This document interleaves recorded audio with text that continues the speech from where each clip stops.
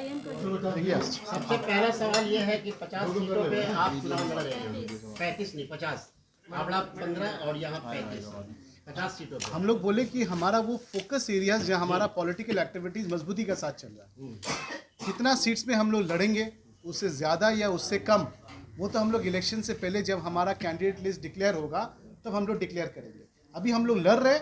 आप लोग ने पूछा कि कौन एरियाज में हम लोग बोला कि ये एरियाज में हम लोगों का फोकस है, जो हम लोग बहुत मजबूती के साथ काम कर रहे हैं। विधानसभा चुनाव में जिस तरह से आप आगे आए थे, फ्रंट आए थे, फिर उसके बाद बैक हो गए, क्या ममता बनर्जी से एक समझौता हो गया था? देखिए, हम लोग समझौता का सियासत AIMIM नहीं करता। बैरिस्टर असदुद्दीन ओवैसी साहब जो हमारे पार्टी सुप्रीमो है, वो हमेशा हक की आवाज़ उठाते हैं, बैकवर्ड कम्युनिटीज़ के फॉर में आवाज़ उठाते हैं। और विधानसभा में आप खुद तशरीफ़ लाए थे बैरिस्टर असदुद्दीन ओवैसी साहब, उनका एक जहन था कि एक बैकवर्ड कम्युनिटीज़ का एक पॉलिटिकल फ्रंट बने। कोई वजह से वो फ्रंट नहीं बना, और आप लोग जानते हैं किस वजह से नहीं बना। तो क्योंकि हमारा एज पर स्ट्रेटेजी नहीं गया, जिस वजह से हम लोग ने बहुत मिनिमम सीट्स लड़े और कम्युनल फोर्सेस को भी एक शिकस्त देने के बाद था। समझौता कुछ नहीं था। और हम लोग अभी भी सियासत में हैं और हर इलेक्शन में हम लोग ताकत और मजबूती के साथ कंटेस्ट करेंगे। क्या लगता है कि ये कॉर्पोरेशन जो है, जिसकी सत्ता है, जिनकी जो सत्ता है, क्या लगता है कि काम अच्छा नहीं कर रही है? देखिए, काम क्या बताएं आप? जिस तरह से अभी जो सत्ता में है कॉर्पोरेशन का, TMC का, क्या लगता है आपको कि काम उनका सही नहीं हो पाया? फेलियर है, एकदम फेलियर है, टोटल फेलियर है। वाटर लॉगिंग का समस्या देखिए, रोजगार का समस्या देखिए, उर्दू जबान का समस्या देखिए, जो समस्या है वो समस्या बढ़ रहा है।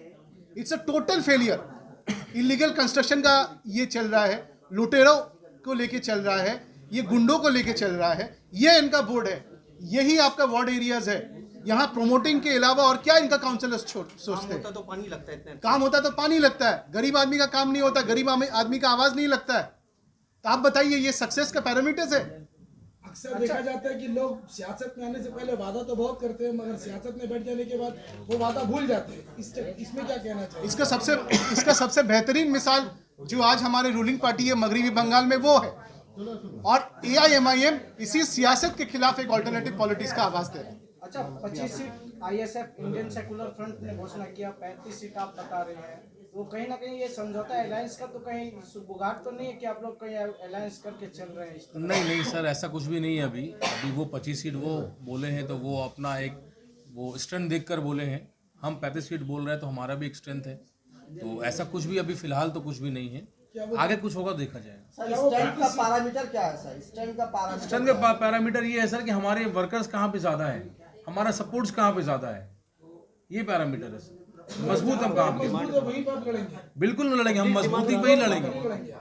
देखिए, हम मजबूत जहाँ वहीं लड़ेंगे जहाँ हमारे वर्कर्स हैं, जहाँ लड़ सके वर्कर्स हमारे वहाँ पे खड़े हो सके। क्योंकि आपको पता बंगाल में जो अभी हुकूमत, आपने विधानसभा चुनाव के पहले पंचायत इलेक्शन में देख लिया कितना कुछ हुआ। अभी परमिशन सिर्फ TMC को मिलता है, हमें नहीं मिलता है। तो आपको पता है किस तरीके से यहाँ पे चल रहा है। बिहार में किस तरीके से आप लोगों को बोला उनको करने दो। बात यह है कि जब इलेक्शन आता है, हम ये देखते हैं, मैं भी सीनियर हो जी गया जी हूं जी इस लाइन में, जी जी हम ये देखते हैं कि जब बरसाती मेंढक की तरह आप लोग बाहर आते हैं, इलेक्शन के बाद आप कहीं नजर नहीं आते। कोरोना हुआ, लोगों ने बड़े दान वान मुख्तलिफ कमेटियों ने किया, तूफान आया, जड़ आया, वहाँ कहीं आप फील्ड में नहीं नजर आए कि आपने अवाम की खिदमत की है, जिसके बनाकर अवाम आपको वोट करे।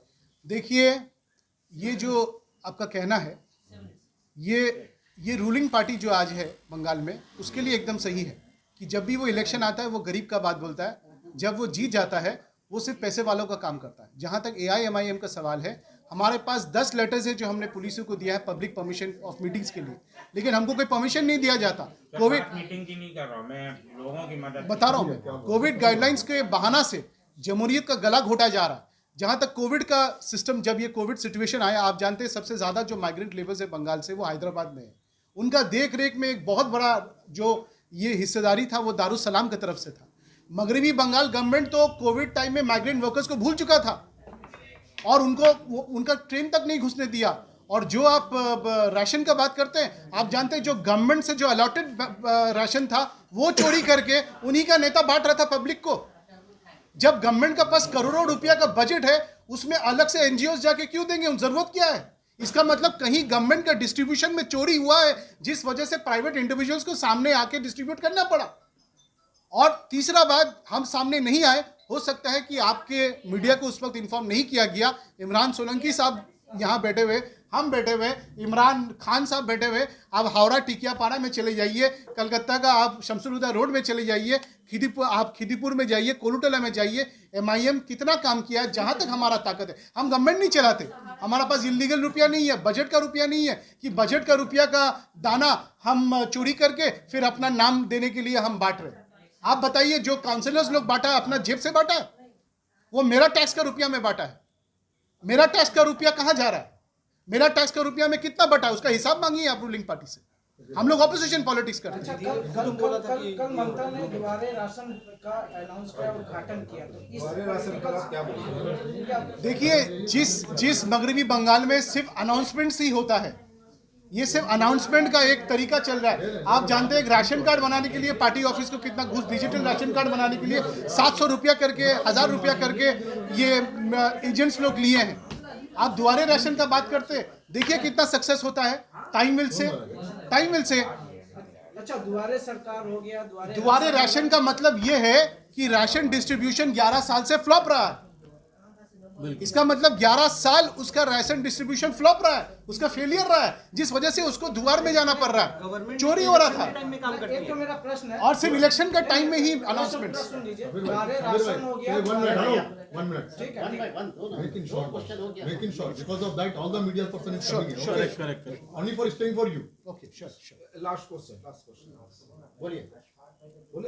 दुआरे राशन और दुआरे सरकार के जरिए कहीं ना कहीं डेटा लिया जा रहा है, जितने भी वोटर्स हैं उसका डेटा लिया जाता है यहाँ पर। वो तो आप उनसे पूछिए जाके। ऐसा आपको लगता है कि यहाँ पर डेटा लेके फिर काम किया जाता है?